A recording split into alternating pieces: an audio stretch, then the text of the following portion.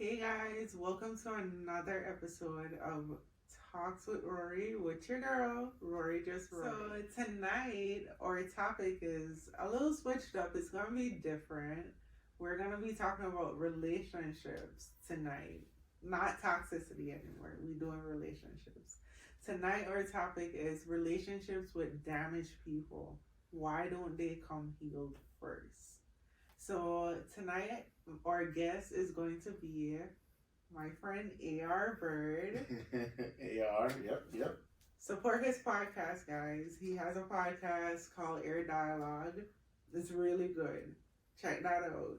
But tonight, me and A, we're gonna get into the topic of relationships with damaged people. Why don't they come heal first, A? Like, what's going on with that? I think the best way to answer that is why you don't come down, Jay.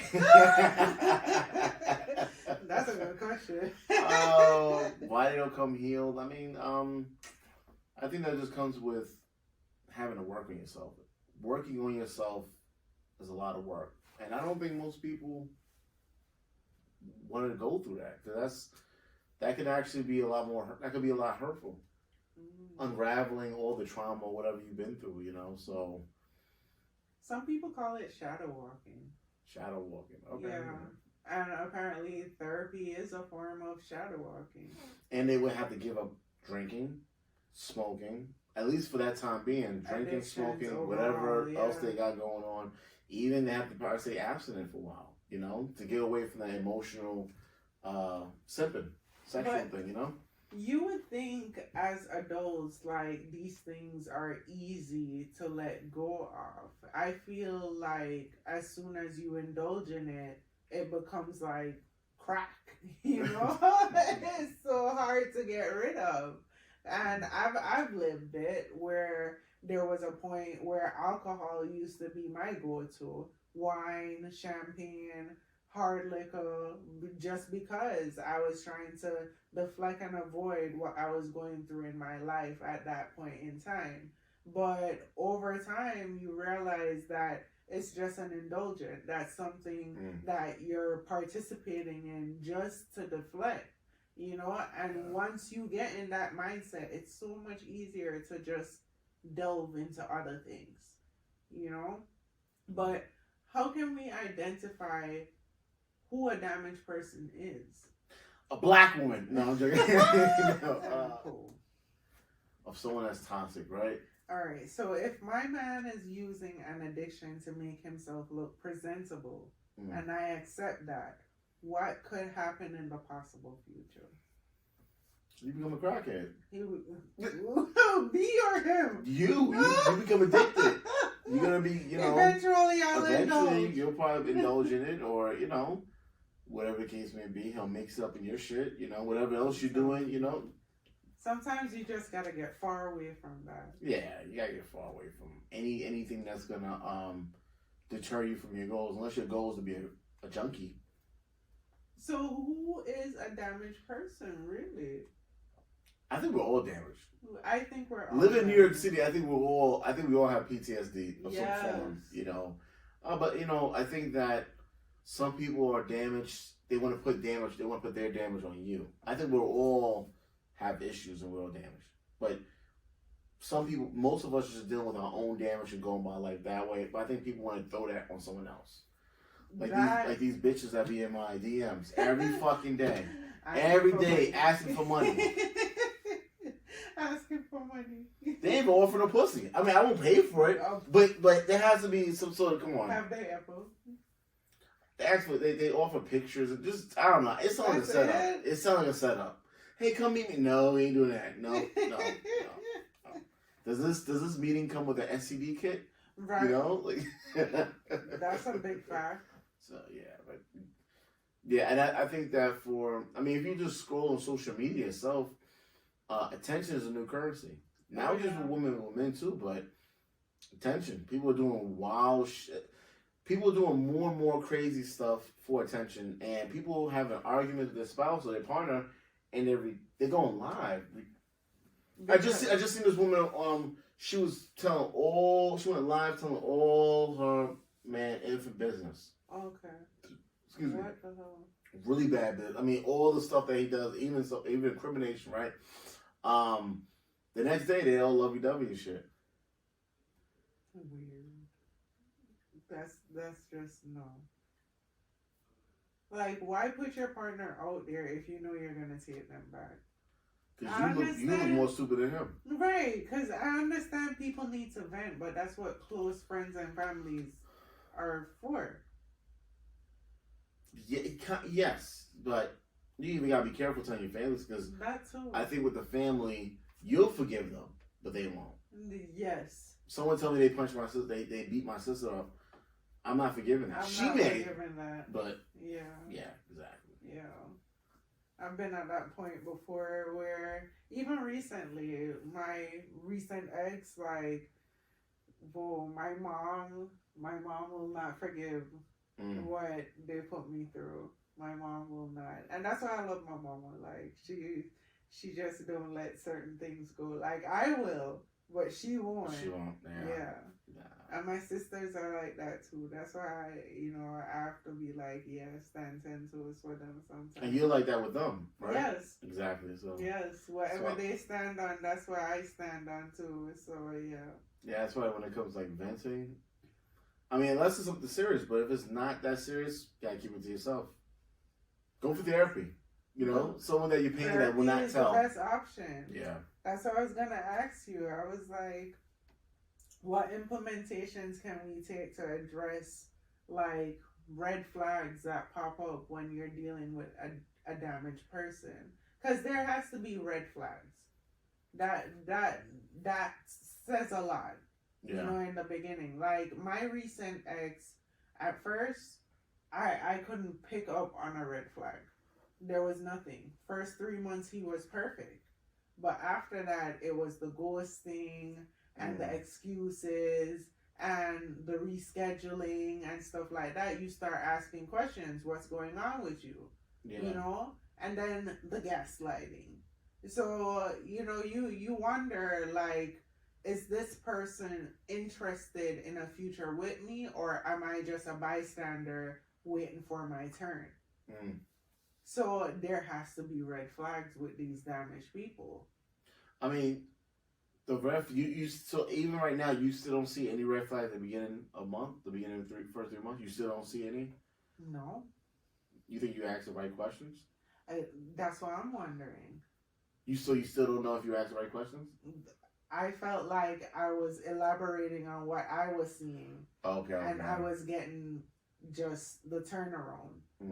Just sit right there. You'll be okay. Whatever is going on over here has nothing to do with you. That was the kind of answers I was getting.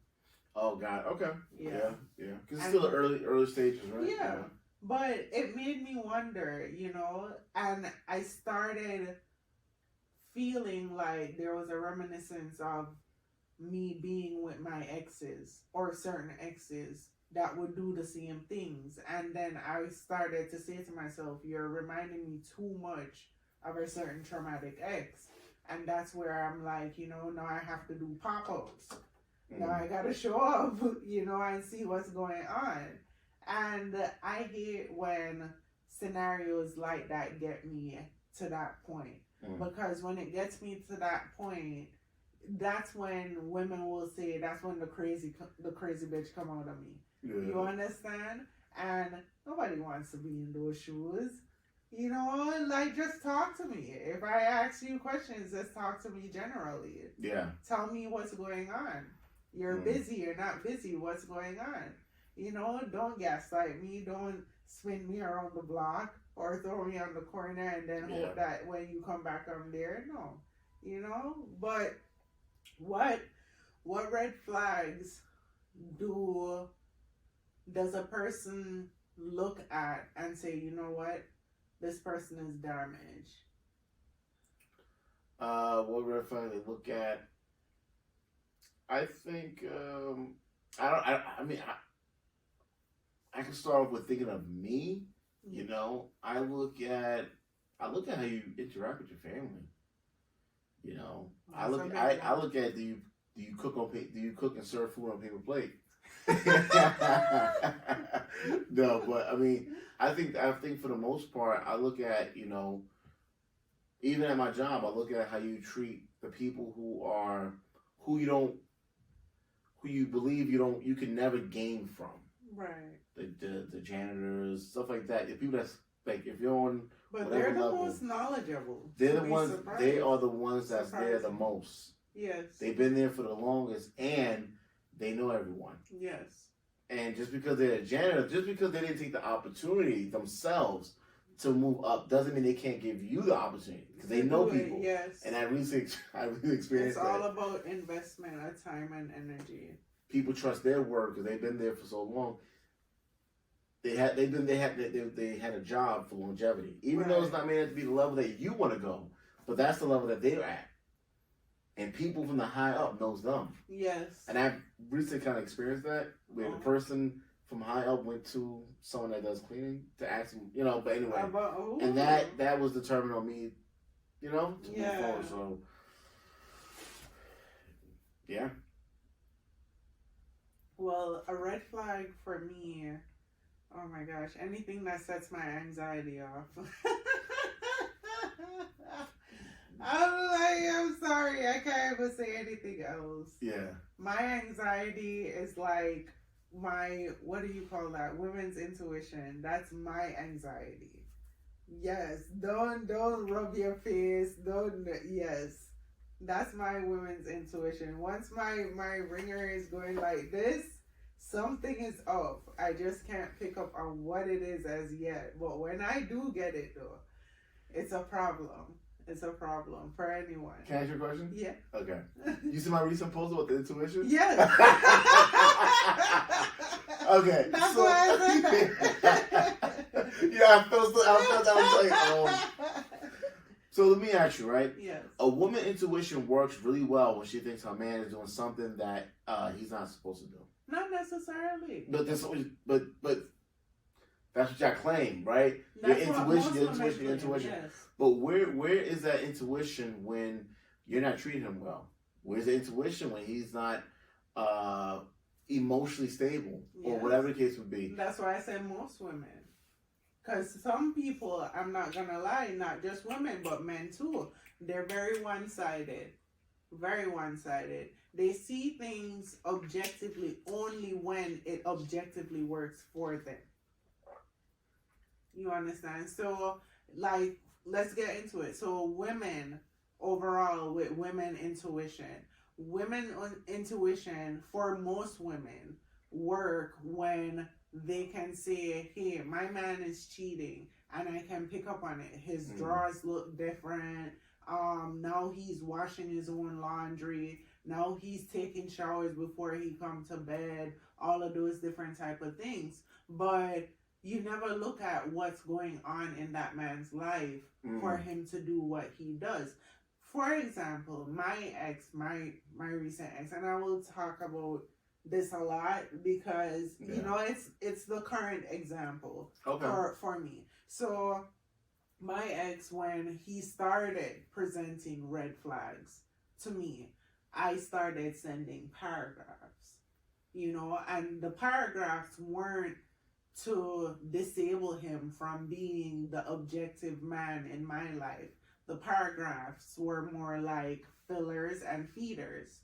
So in that paragraph, I will send like a skew of, hypotheses. Let's say that. Hypotheses. And I'll probably send about 5 or 6 of them. But how long was it? It would be like, a decent size, like now, do you think thoughts running through my head kind of thing. Do you think men read that? No, he told me he don't read it. Okay. And I looked at it and I said, okay, you don't read it, that's on you, because what's going to happen is they're not going to come anymore. But that's what majority of men won't read that. Okay. And when they stop coming, that's when you lost me. Okay. So you don't want to read, that's fine. Well, when I don't read yours, don't be mad. Does he send a lot as well? Oh, he sent them too. He used to. Okay. Because we haven't spoken in probably a month. Yeah, okay. But I send hypotheses. I send feeders to see which one he will grasp at. Because even though a person won't read a paragraph, they'll look at it and be like, oh, a paragraph, oh my God. They do pick out specific words. And the specific words they pick out is what they respond to. It's either it's going to strike a nerve for them to respond, or it's going to have them sit back and think, like, how am I going to respond to this? And send you back a paragraph. Wow. You understand? So I think about a lot of things when I do what I do. But you see, once the questions stop, that means I've done enough FBI work to realize that I don't need to invest in this anymore. And that's exactly what happened. Like, the excuses got worse. The what's the word? Oh, they got worse and they got more. Okay. And then his distance was more. And then his excuse was his time is being taken up with all the extra hours he's picking up, all the things he's volunteering in and stuff like that. But I happened to just pop up at a party and I found him there. So you're a busy person, but you can party. Let me ask you a question, right? No, you're right. But let's say in that instance, I'm not sure what you go by, but we have electronic, what's it called? Timesheet, time card, whatever, right? Yes. So like Chronos, yes. Yeah, Chronos. You use that well? Yes. Yeah, medical. Yeah, I use it as well, right? UKG. So let's say, example, you're accusing him of he's not working all those hours, right? Right. Because I've had that done to me. I really wasn't. I was going with what you said. I screenshot that, and it's shown in 1 week I worked a little over 90 hours in a week. Well, you shouldn't have to get to that point. But and I sent that to her. Yeah. Because whatever it's if we're in the process of getting to know each other, and all of a sudden I'm just because you know what, we work a lot of hours. Sometimes I don't even remember to tell people my schedule. I'm just like I'm in zombie mode. Yeah, I don't. It's either you're gonna believe me or not believe me. And I literally just forget to kind of. And I know people say that it takes a few seconds to send a text message. It does, but. Sometimes what are you asking though? Do you want me to focus on you or focus on getting the job done? So, but what I'm saying is that's why I sent her the screenshot of my hours, just that 1 week to show the hours that I do work a lot of hours, because it does take a few seconds to send a text message. I've done but now, if he sends that to you, moving forward, does he have to do that? No. It's just me knowing that he works a lot of hours. But now... But I've done that too. You didn't work a lot of hours, right? No, I know. Now, but you knew... But now you found out... He ain't working a lot of hours. He was busy partying and... But moving forward, I would never... Like, if I prove to myself to you one time, that will be the only time I prove it. Then now moving forward... I shouldn't even have to do that. But the fact that I have to do that shows to me you have other issues going on. Right. That we all do, but you have other issues that going on that you need to resolve. There's some sort of trust issue, whatever. I'm grown, I'm old enough, and I shouldn't have to prove to you that I'm at work. Thank you. I don't live with you. We're not, Right. It doesn't matter. And the older we get, I feel like a simple conversation should solve things. It should. I shouldn't have to be, as I said, an FBI agent to find out if you're a decent person or not. And that just showed me that once I sent that to her, I fucked her a few more times, and I left her because we're not on the. I already shared my goals. I thought you was aligned with them. Yeah. But the fact that I have to prove to you that I'm at my job, I feel like I'm in high school proving to my mom. Yes. School. That's what I was gonna say. But then at the same time, there's some people that have some behaviors that show you're not doing what you're saying you're doing. You're saying you're doing this and that, but obviously you're at the party. I'm telling you. So, do these relationships with damaged people last though? Oh yeah, they last. They're toxic. Let me tell you something. I would have, you could be the most, if you're dumb, yes, and don't notice anything, you'll be in a relationship for the fucking longest. Think of the person you've loved so much, and whatever, that you're not together with them. If you play dumb, imagine all the time they did wrong, whatever. Imagine if you play dumb and didn't, and you're oblivious to what happened, what's going on. Anything they told you, believe that they would have been together with you right now. Toxic. Oh yeah, and that's just you being toxic because you're fucking stupid. Yes. And they're toxic because they know you're stupid. So y'all just stupid together. Yeah.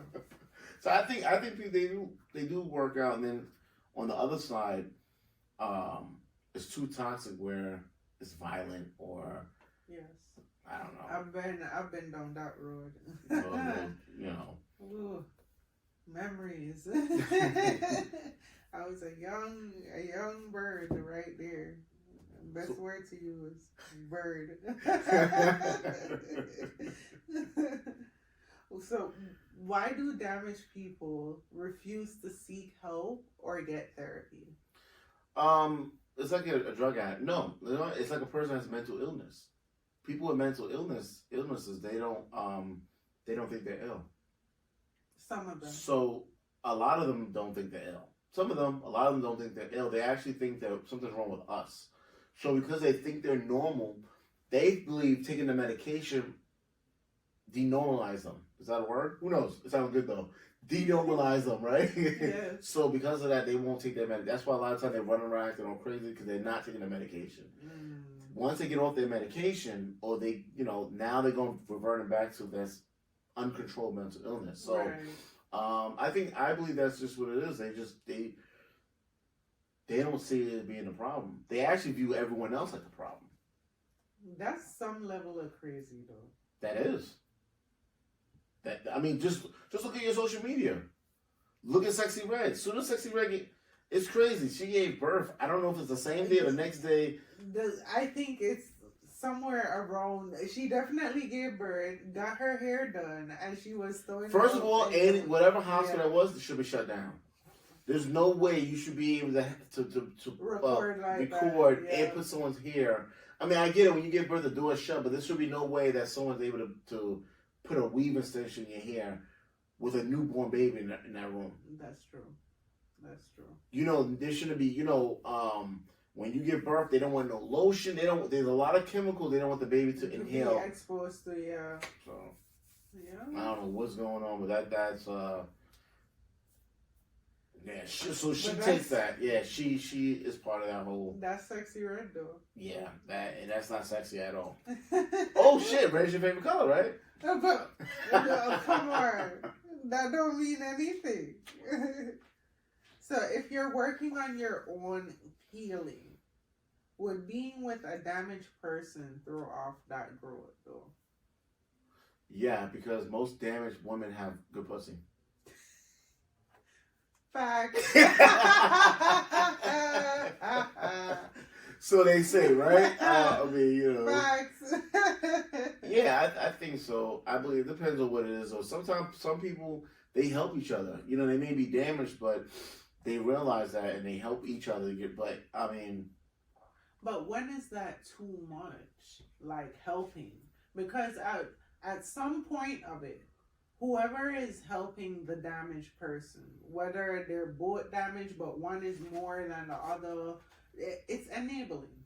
Yeah. It's enabling. Because at first, that damaged person is not going to show them that I'm actually damaged. They're going to try and come off as somebody that's responsible, professional, that's able to substantiate themselves in a social setting as okay, right? But as time progresses and that person gets to know them, that's when the walls come down. That's when the guards start falling, and they start opening up to you in ways that they haven't before. That's true.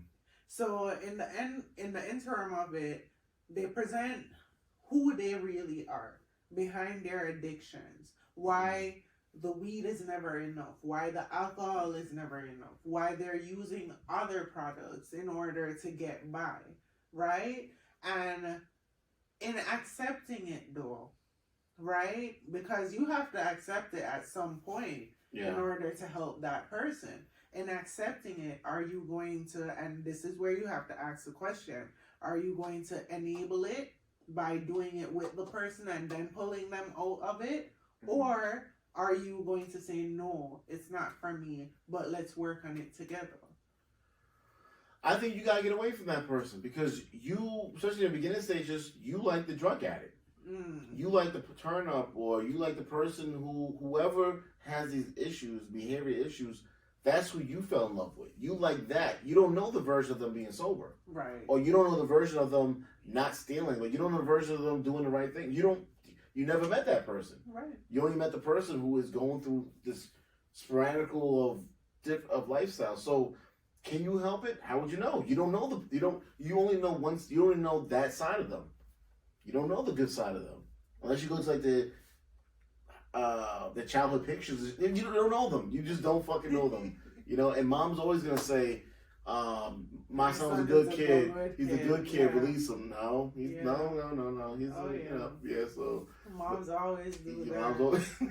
And He was a every good time, kid. every time there's a weird scenario that happens, it's your fault. It's your yeah. As the girl, it's your fault. Yes, that always happens. So that's just what I learned. I learned that from experience. It's like I don't know the good version of this woman.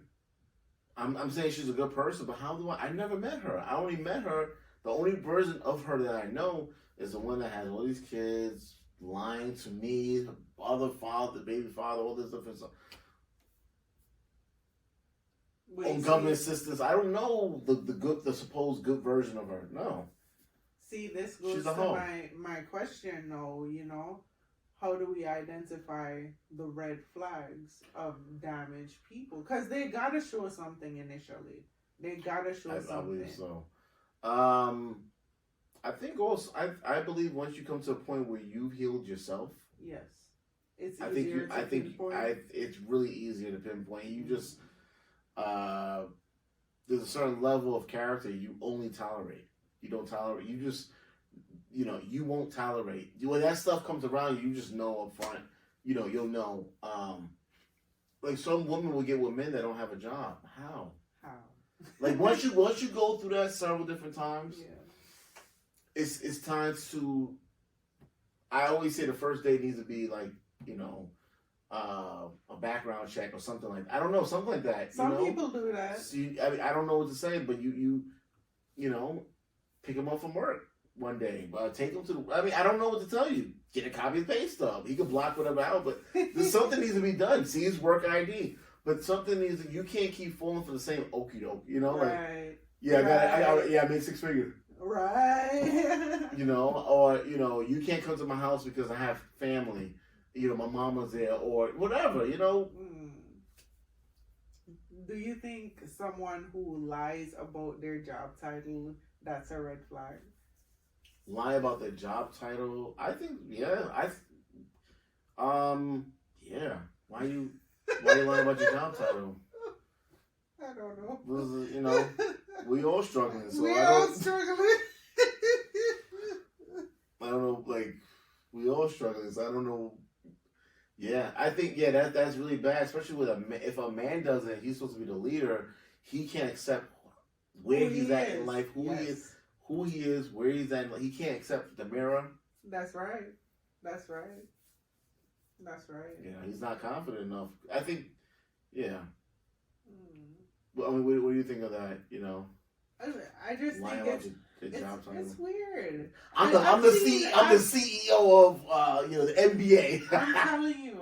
Yeah. I've seen females do it over the years, and most of them, they live here in New York, and I've seen them do it over the years, and I'm like, why? Like, it's so easy to go into a school facility and apply to the course that will make you these things. Like, why lie about doing it?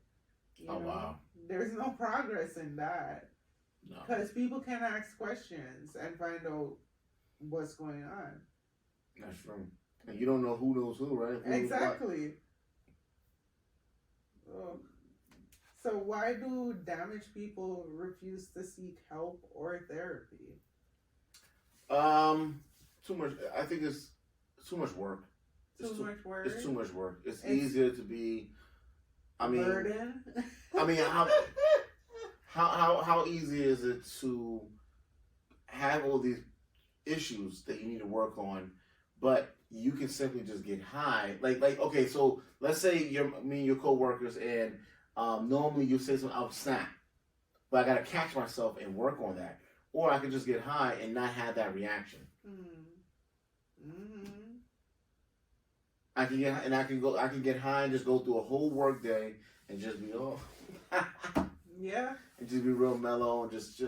But guess what happens? Over time, you didn't deal with whatever issues you're going through. Right. And and really, you didn't build a resistance either. You were just deflecting. Entertainment, whatever you want to do in your personal time, I don't have nothing against that. But if you're going through stuff where you need to work on yourself, Mm-hmm. taking any of these substances is you feel you have high anxiety, you're stressed out, so you get drunk. You never worked on it. You have anxiety. You got some issues, some things going on. You gotta deal with that shit. So clearly, the red flags that damaged people carry are deeply associated with the voids that are created from these red flags. Yeah. And then they lean on addictions to make themselves seem okay. Yeah. You can have a passing, God forbid, of a family member, and that really can affect you. Oh, yeah. So you go towards alcohol or drugs. 20 years later, you could have been done with that. Done. Yes. You could have accepted that already. But Yeah. 20 years later, now you're trying to get yourself together. And now, guess what? I've heard a lot of people, when they stop taking whatever substance they have and they're trying to get off of that, that pain and feeling, it goes back to those 20 years ago. So now they're going through that, because every time they start to feel that, they get drunk. Mm-hmm. Every time they feel that, they get drunk. So I think it's easier just to go through life and just numb that pain. Who the hell wants to sit around and feel a heartbreak? True. Who wants to sit around But and you feel... have to process it, though. Yeah. Because the thing is, and I say this all the time, damaged people drag themselves through relationships. They come from one relationship with a heartbreak or trauma, and then they run to someone for security. When they run to that person for security, they're opening up to them sexually, they're opening up to them mentally, they're opening up themselves in ways that they're not ready to, because they're already hurt and damaged. Yeah. You don't give yourself that alone time to regroup yourself, to heal, to build the scars, right? To have the scabs. And then after that, process on how you're going to pick them off and heal from that. Yeah. Then move forward. You won't be able to analyze anything analytically going forward. If you're just jumping from one appendage to the other, come on. Where is the healing process in that? Yeah. Where is the healing process in that? There's none. People will walk around and say, I'm okay. I know I've been through a lot for the past 3 to 5 years with this person, but I'm okay, I'm functioning. But what are they doing on the down low? When they go home, what are they doing? Half of these people aren't sitting down and crying, because crying is not a form of strength to a lot of people. It shows weakness. To me, a person that's able to be an adult and still cry, that shows strength. Don't cry in front of your woman, though. Why not? Hell fucking That's the best time to cry. Men, don't do it. Cry in front of your women, man. Cry. She will feel it. Some of them will use it against you. I ain't going. A lot. I'm not gonna hold that. Especially all these damaged women people were talking about. Woo! Some of them will use it against you. I just told you that a woman went live and she spilled all her boyfriend's business, and then they're back the next day. But she used everything he could find her in private. People go through stuff. People are broke. People live with their family, man. People have a job and they lose their job. People will have a job, spend their money going on vacation, come back and they're fired. Shit, people go through shit. Yes. People lose their leg. People go through shit. You know what I'm saying? And Yeah, but no, men don't be fucking crying in front of a woman. Nope. You want to cry? Go to your mama. Don't be crying in front of your woman. Fuck that. Because you're supposed to be the leader. You're supposed to be the leader. You're supposed to be one to have. You gotta be in control. Men, I believe, especially in marriage, it's a dictatorship. Men are in control. Men are in control of marriages? Men, absolutely. Or women? Marriage. I would say in marriage, the man's in control of that the whole relationship and the woman itself. So if you're supposed to be in control, before you're in control of other people, you gotta be good. You gotta have you can't have your emotions in check. Mm. You punching walls, and you're just like you crying on. No. You're not a good leader. I'm not saying it's bad to cry, but if you notice, look at any story. The king is never acting emotional in front of That's true. Never. It's Have you ever heard of a king crying to the queen? Yeah. No. I'm sure he does, Yeah. but it's with his niggas, or whatever you would have called it back then, right? Yeah. So that's just my thing, but yeah, you gotta be, and especially if you're gonna be the king or you want to be in control, you gotta be strong all times, at least perceived as strong. So when you're weak, guess what happens? Someone comes in there and they fuck your wife.